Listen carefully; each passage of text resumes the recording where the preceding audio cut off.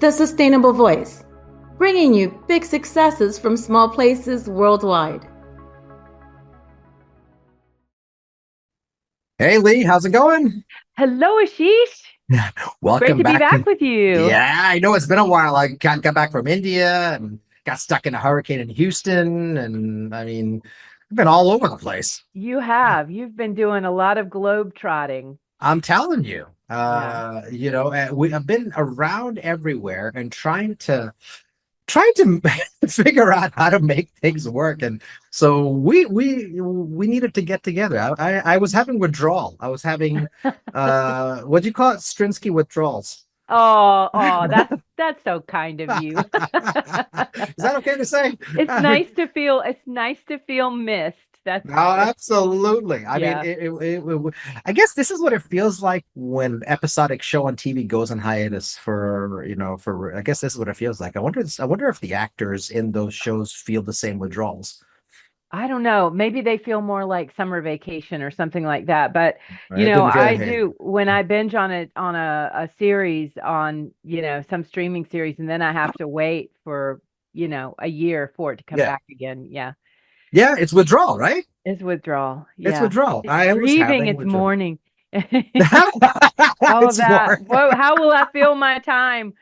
Yeah. But the thing is though, you don't have any trouble filling your time at all. No. I know you make time for this, but Well, yeah. I have one goal in life when it comes to staying busy, just avoid talking about the Kardashians. As long as I can avoid that, we're good.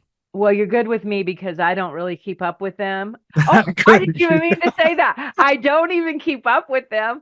And You're not so missing much. you don't have That's to worry about me pulling you in on that. So no, and I don't know how much of this conversation they're actually going to understand anyway, so it's quite all right. So whether they listen to us or not, I don't think they're going to be able to keep up with today's conversation. oh, come on now. Kim Kardashian went to law school. She passed the board, right? The And bar. and Yeah. and Yeah. what about Trying to do everything? good, I think, What right? about everything before that point? Oh, well, Yeah, yeah. yeah. There's that. Mm. Well, we're already off tangent completely. We It hasn't even been are. 30 seconds. But although, okay, Kardashians, it's all about the money, right? And Mhm. and the life. So we are here to talk about money today. So I guess We then are. we're tying it together. We We found are, we are, we are. We're going to be talking. We're talking today about my favorite subject, the IMF. it. Which I have to say, I really had to take a crash course on IMF when I knew that we were going to be doing this today. And it's something I didn't have a lot of awareness about. Of course, I'd Mhm. heard of it, but it's fascinating. So I'm excited to do a deep dive with you. You're not alone, and I think that's why this is such an important episode. You're not alone in that thought. A lot of people know the IMF. So, maybe there's basic understanding of how it works. I don't know that people in the IMF know how it actually works. So, because if it did, I think that some of them might make better decisions. And I say that with all due respect. It's not a slight on them. And this is really what it comes down to, right? So we had earlier episodes where we talked about civil disturbance in Hmm. countries, right? And the fact that civil disturbances are going to happen and we have to breathe through them, we have to process them, we have to allow them to occur. What we haven't talked about enough, we touched on it, is the cause of these disturbances. I'll retrace a conversation we had some episodes ago about the World Health Organization. Hmm. Not specifically about them, but remember we were talking about September of 2020, and there was a press conference that had the World Bank is talking about packages for fragile economies. And I was screaming at the TV going, "You're too late. The Hmm. damage is done." Fast forward, and this is something that's important because we talked on that episode about how the fallout from the pandemic would not be known for years, right? It's not as simple as just restart the economy, restart the open the borders, restart everything, and off we go to the races. It's not that simple, right? If we're in the US, we can print money. If we're in Canada, we can print money. But even first world developed nations are now dealing with crippling debt, right? Yeah. We are at in the US in particular, we're at the highest levels of debt since I believe World War II. Hmm. And we're talking about over 100, we're not talking about 80% of GDP, 70% of GDP. We're talking about over 100% of GDP, which means that we are now, our debt now exceeds the size of our economy. That's a separate topic altogether. But we still have a sovereign currency. We still have a large economy, which means we can print money. There's enough circulation. We can do different things monetary wise to be able to control what we do in our destiny, right? It's a hot topic of debate in elections in this country. A place like Kenya, a place like Sri Lanka has no choice but to route from Peter to pay Paul. They can't just go and print money. They literally have to go and borrow money somewhere else. So I want to dive into this particular topic. Now, anybody who's listening who's a finance mind, you're going to know some of these points even better. But I think this is going to hit home. Anybody who hasn't been outside of the US or Canada, has not lived outside of a developed nation, right? Whether it's Australia, whether it's part of Europe, whether it's the US, Canada, whatever. If you've not lived outside of a developed nation, or at least not visited a developing nation, I don't know how much of this you're going to understand. Right? So let me ask you this. In your years when you were going all over the world on expedition ships, tell me a story about when you ended up at a particular place where there were civil disturbances occurring, protests or anything that was unintended. Actually, we try to keep things pretty safe and sterile.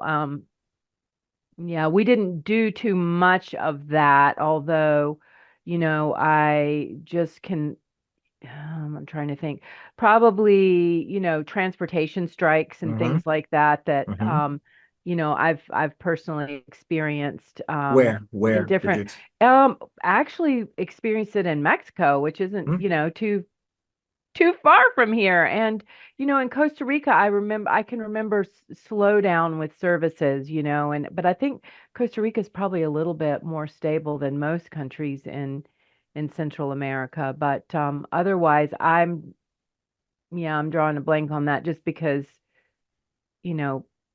we was sort of like we're in our own little world when we're on a ship, we're not quite as affected by all that. And our agents would do their very best to make sure our guests were also insulated from that. So I think it's different when you're on a ship than when you're, visiting on land. Yeah. No, what you just described is, I think, what happens in a lot of cases, right? When you see a protest happening, for example, we just last week, as we're recording, a week ago, or 2 weeks ago, we were talking about protests in Kenya. That's what was in the news, right? Crippling protests in Kenya. When you see news of protests happening in countries like Kenya, what comes to mind? Chaos is what I think about, and just that there's anger, and it sounds dangerous and sounds scary, and it sounds like a place I don't want to go. Right. 100%. Yeah. I want to tell you what I see. I see unintended consequences. Right. When you think of the IMF and you think of what's the IMF's job, right? It is basically an international monetary fund. It is designed as basically an instrument to be able to loan money to to fragile economies, right? To third world countries. And I'm generalizing. I know those of you who are geeking out right now, screaming at what I'm saying that's not it. I know I'm generalizing just to keep it simple because we only have a half hour. Yeah. So when I look at that, I see unintended consequences, because what comes with those loans is usually a form of, just unfavorable repayment terms. Imagine you being in dire straits, and imagine a bank, not a bank, local bank, but imagine an international bank from another country somewhere across the world coming to you and saying, "Oh, I'm so sorry. Here's some money at 16% interest, and you have to pay it back within X amount of time. Now, when you come time not paying it back, well, you know what? Listen, you're gonna have to you got to find the money from somewhere. So borrow from somebody else, whatever the case, but we need our money back." What would you do? Would you take that loan if those are your terms, that you had unfavorable terms, quick repayment, and you had a gun to your head if you didn't pay it back? Well, I mean, it sounds horrible, but depends on how desperate you are. You might take it anyway and say, I, we can make this happen or we'll figure it out, Mm-hmm. Now you've said it. That's So, you just said the key phrase. It depends on how desperate you are. mhm. That's exactly right.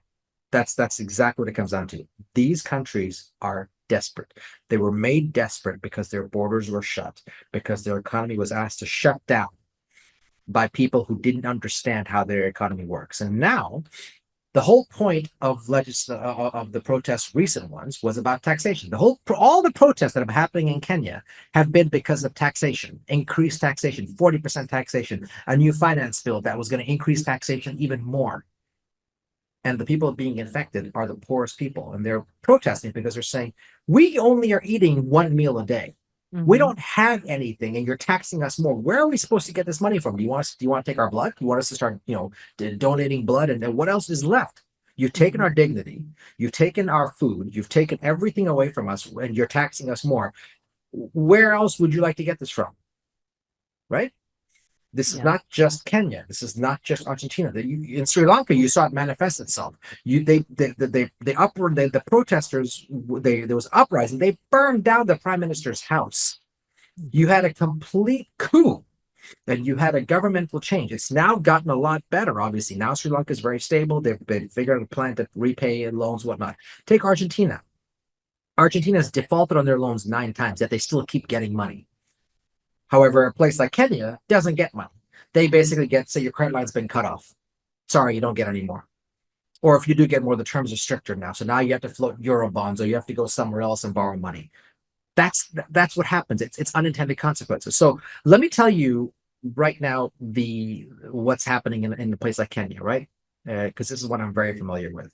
So a few weeks back, protests started by what's called Gen Z protests. Now this protest started last year, and it was about taxation, about cost of living increases and whatnot. And it was funny. The opposition leader at that point, I mean, not funny that in how it happened, but the opposition leader at that point was somebody who was not Gen Z, was much older. He's out on national TV saying the government must lower our cost of living. The government must not tax us more. You cannot increase our taxation. The government must not increase our cost of living. Okay, all well and good. If anybody in the world can figure out how to stop the cost of living increases and how to stop inflation, I'll give you a Nobel Prize right now. Because that's again under the consequences. But this group had a point. Taxes had gone up by 40%. Kenya had borrowed $3 billion from the IMF. That is a substantial part of their economy. Yeah. Right? They're among the highest countries to have borrowed from the IMF, among the top 10 biggest borrowers, $3 billion. And the IMF was calling for their money. The problem is they borrowed another almost $3 billion from China. And they're calling for their money too. Mm. And it was like 3.2 is all in total between anywhere from $6 to $8 billion plus interest. Yeah. And the interest accruals are more than what they spend. The interest payments alone every year are more than what Kenya spends on infrastructure, teachers, law enforcement, housing. It's basic necessities, right? That what Kenya spends on basic necessities for a season, the interest payments to their lenders is more than all of that put together. So now you have a government that says, okay, I either protect my citizens and help put food on the table and have these guys not put a gun to my head, but actually fire the gun and say that you're in default. And then I have bigger problems to worry about. Or I tax people who have nothing. And yes, there's corruption involved. And yes, there's questions about how we got to this point. But think about those choices. Right? Think about those choices and what you have. It's not an easy choice to make, right? Not an easy decision to make. Now, fast forward to increasing taxes by 40%. And now you got these bodies saying, hey, we need repayment. And now cost of living increases have gotten to the point where it's now getting to the point where your interest payments, you're now falling behind on that because your tax revenues are dropping in the country. So now you have even less money to pay what you can't afford. right? It's one thing if a country makes bad financial decisions, right? So in the case of, let's say, Egypt, Sri Lanka, whatever, maybe you got there's several examples, so many examples of countries who just made bad financial decisions, right? They use the money to build new airports and do this and that, and it never happened, right? Look at Detroit, right?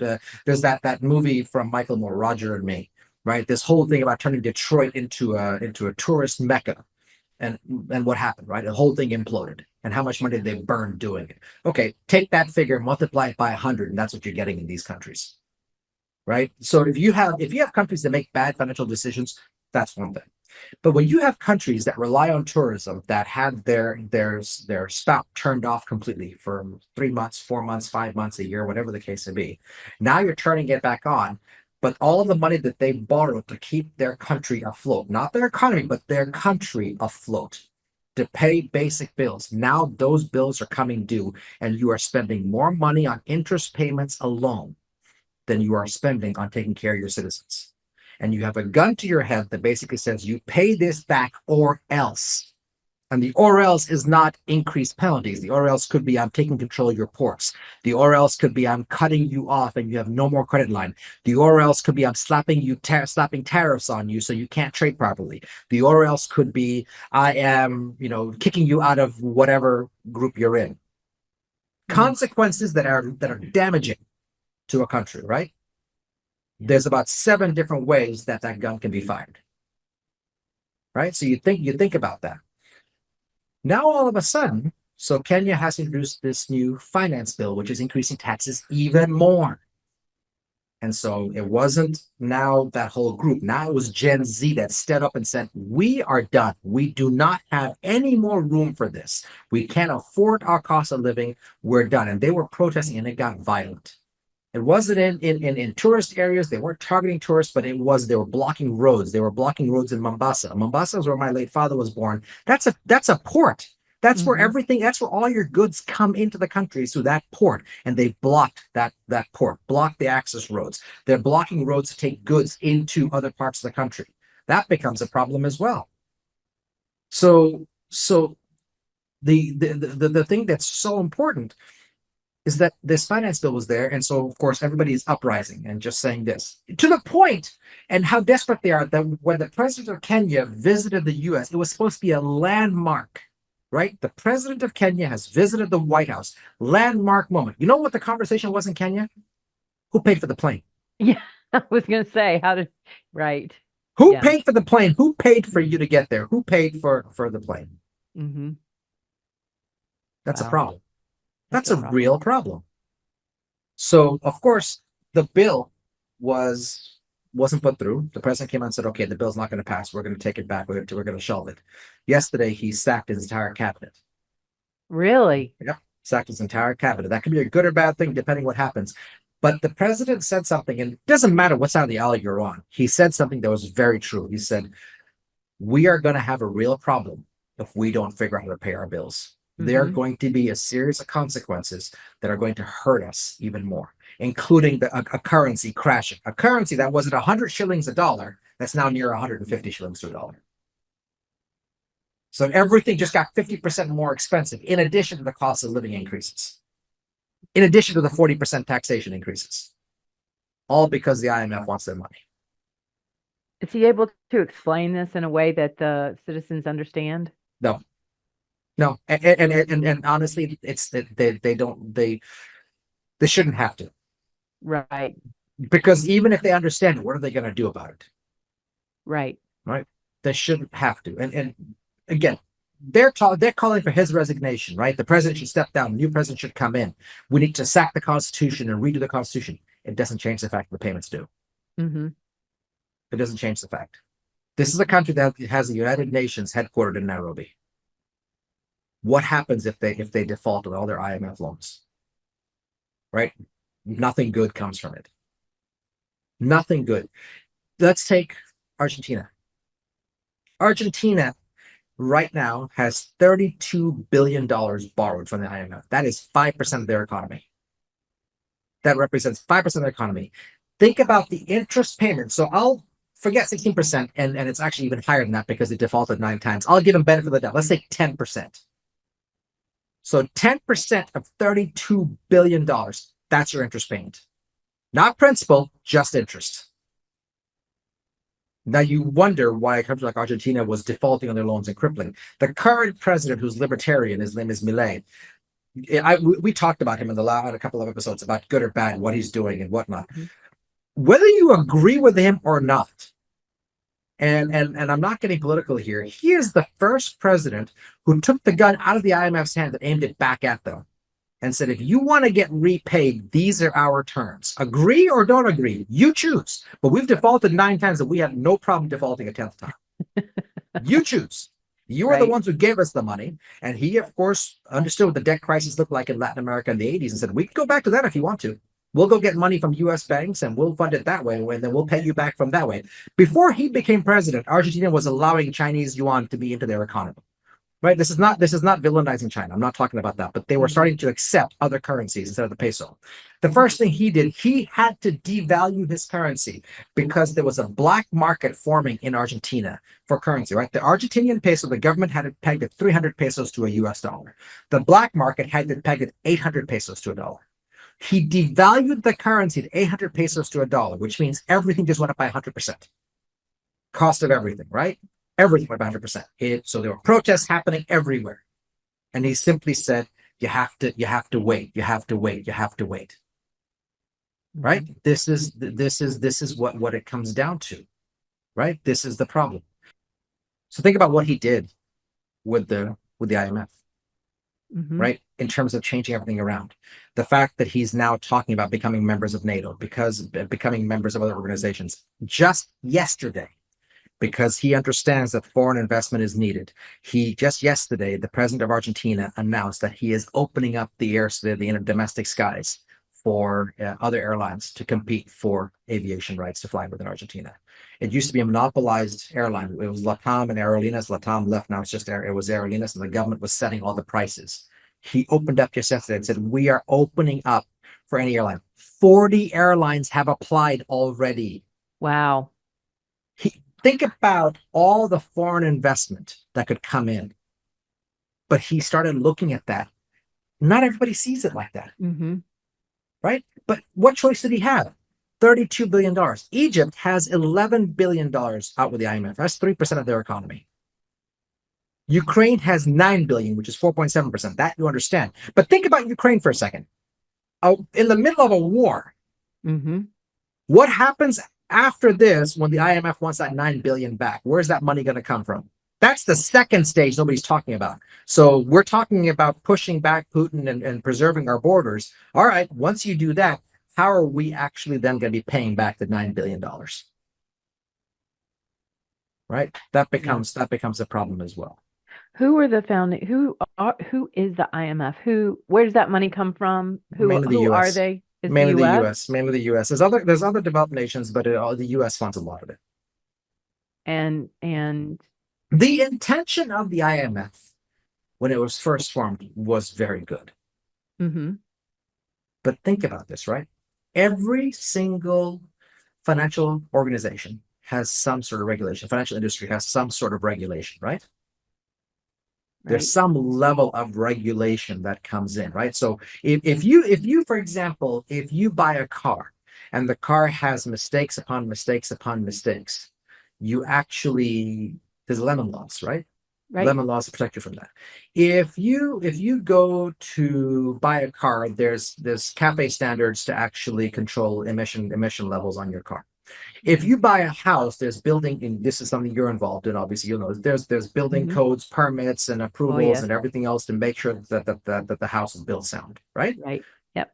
There's speed limits. There's everything else all over, right? Speed limits when you drive. There's county lines. There's visas. There's passports. There's law enforcement. You name it, right? Who's watching the IMF? That was getting ready to be my question. So who's watching? So no one. No one. There is a professor at the University of Pretoria in South Africa. His name is Daniel Bradlow. He wrote an article that I actually talked about on LinkedIn. I really liked what he said because he is calling for an independent body oversight of the IMF. Just yesterday, I talked to somebody who is a former finance minister in Kenya. And the first thing he said to me is, we don't trust the US. We don't trust the World Bank. We don't trust the IMF. It's eroded completely. It has nothing to do with the repayment. It has to do with the fact that they're sitting up in ivory towers saying, well, we have to get repaid because we're the IMF. And rightfully so, right? If a bank is loaning out money, you're supposed to get repaid. I fully understand that. But these are high-risk loans at high-risk, fragile economies that you created. When you shut them down for a year in the pandemic, you caused them to become more fragile than they already are. Mm-hmm. You loaned them money and said, don't worry, we're here, take it. And now you're asking for your pound of flesh. And it doesn't sound like there's any standards, which is why I think, of course, among many reasons why you're saying there needs to be oversight. But if Argentina can negotiate their terms, and it sounds like Kenya is not in that position to negotiate terms or hasn't tried it or. No, I think it's twofold. One, I don't know that many world leaders fully understand the economy. The president of Argentina has a PhD in economics. Mm. He definitely understands this better than most of his peers. The second aspect of it is, and it's laughable, that they haven't borrowed enough to warrant those terms. In order for Kenya to call their shots, they have to borrow more. The problem is they can't borrow more because they've been cut off. When you think about this, right? I mean, look at the company that a country like Kenya is in, right? Argentina is at 32 billion at the top, Egypt 11 billion, Ukraine at 9 billion, Pakistan at 7 billion. Colombia is on this list too, by the way. Mm. Just think about this. I mean, this is incredible. I urge anybody, just Google the top 10 economies, top 10 highest borrowers from the IMF, and just see what you get. There's a common thread in tourism, which we'll talk about in the next episode, that actually has a lot of these countries. It ties in a lot of these countries. And this includes Ukraine, by the way, because I met the Minister of Tourism for Ukraine at the World Travel Tourism Council, and they are definitely forward thinking. So they obviously understand that this 9 billion is coming due. Mm-hmm. Right? This 9 billion, by the way, doesn't count the money that the US is giving Ukraine. That's a separate ball game altogether. Mm. Right? So if you're Ukraine, you want your sovereign independence. So you will do whatever it takes to fight for sovereign independence. I'm going to ask you a question that probably isn't going to be very popular. What for? Mm. What for? What's waiting for you if you are able to achieve sovereign independence is the IMF saying we want our 11 billion back and at whatever interest payments, and the clock starts. And by the way, while you were at war, the interest was accruing. Yeah. So what for? And I know it's whoever hears this going, are you crazy? How can you say that? I'm not talking about Ukraine not having independence. I'm not getting into a political conversation about that. That's a separate topic for people much smarter than you and me. I am specifically talking about the fact that this is what's waiting for you at the end of the rainbow. Congratulations, you won. Yeah. Here's your bill. Right, not a pot of gold. There's a yeah. Here's your bill. Good luck. Your bill. Yeah. Give us your gold. Yeah. I was just looking at the interest payments. Take Egypt, 11 billion owed to the IMF. Egypt has foreign currency reserve issues because of a black market and because of a lack of circulation of US dollars, which is what Argentina had before they devalued the currency. There's a limit as to how much US currency Egyptian citizens can take. Foreign currency they can take because of a shortage of foreign currency. Right? There are a number of solutions that these countries can do. But how do you approach these solutions if you have a gun to your head with the trigger cocked back? Right. I mean, what do you want them to do? Unintended consequences. The citizens of Kenya are down to one meal already, the poorest class. What do you want them to do? What more do they have to give outside of their flesh? What more do you want them to do to pay back this? And the president is saying, look, we have bills to pay. I get it. We all get it. Sure. He can explain it, and he's tried. Yeah. Not very well, but he's tried. So he's not without blame himself. But if your economy is shut down because you've been told that there's a spread of a pandemic and whatnot, shut your economy down, close your borders. and the person telling you doesn't fully understand what's going to happen, and then comes out, and that was March, and then comes out 6 months later and says, okay, I'm working on something to help you, when it was already 4 months too late. Mm-hmm. What do you want to do? And this is just the IMF. I'm not talking about the other bodies that they borrowed from. Right. Right now, So, India's turned into a borrower, into a lender as well. They're now lending money to Egypt as well on top of this. So, wow, yeah. it's a lot. What do you think that the IMF can work for good? Do you think it can be turned around and It is there a did way? at one point. Mm-hmm. It was designed with the best of intentions. And it can certainly, I'm not saying that people at the IMF are bad people. I'm not saying that they are out to get countries. I'm saying they don't understand the unintended consequences. I don't know that they fully understand the unintended consequences of their terms. I That's mean, what I'm saying. predatory lending. This is no different than the payday loans that people get in the loop of. That's exactly right. I mean, it truly is. It's exactly right. They're It's loan exactly right. sharks. Right. If you ask the right question, or you said the right thing, if you're desperate enough, they're Well, desperate yeah, enough. yeah. They're desperate enough. Right. Mm. It's not as simple as saying I'm not going to pay my bills anymore and I'll deal with the consequences. My credit rating is going to be shot and I'm not going to be able to get any money. I understand. I'll start over again. That may work for a person. That doesn't work for a country. Right. Especially if you're a country in questionable parts of the world, or a country in, you're the richest country in the poorest part of the world, Mm. or you are Egypt borrowing $11 billion, but one of your biggest sources of revenue, the Suez Canal, has been cut down by 70% because of what's happening in Gaza Mm-hmm. and the Houthi rebels. So your taxation revenue is down in Egypt. Your Suez Canal revenue is down in Egypt. Your tax revenues are, just general revenues are down. Tourism is rebounding, but it's still not to the level that it was. It's rebounding. All those are down, but the loans still do. Mm-hmm. And then you wonder why some of these countries are selling arms to other countries. Oh gosh. Right. Another unintended consequence, one that I hadn't even considered, but yeah, Right. the money's got to come from somewhere. Right. Or they're taking money from countries they shouldn't be taking money from. Right. Right. What do you do? Wow. Yeah. Do you have ideas about that? Do you have I do. I have a few, actually. I have a Okay. few. I mean, it's not. I mean, we need to give people a break. I have a feeling that all our listeners are now looking to get a stiff drink or therapy. All right. Well, we'll just have to continue this conversation then. Absolutely. Yeah. Absolutely. It's gonna be perfect. So yeah, Yeah. it'll be good for us to have this. So next episode, we're gonna be talking about solutions.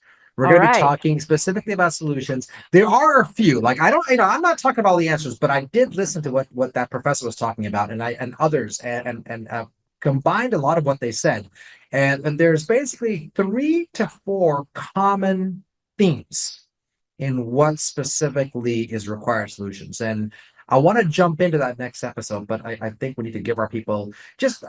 Those of you listening right now, listen to this episode again before you listen to the next one.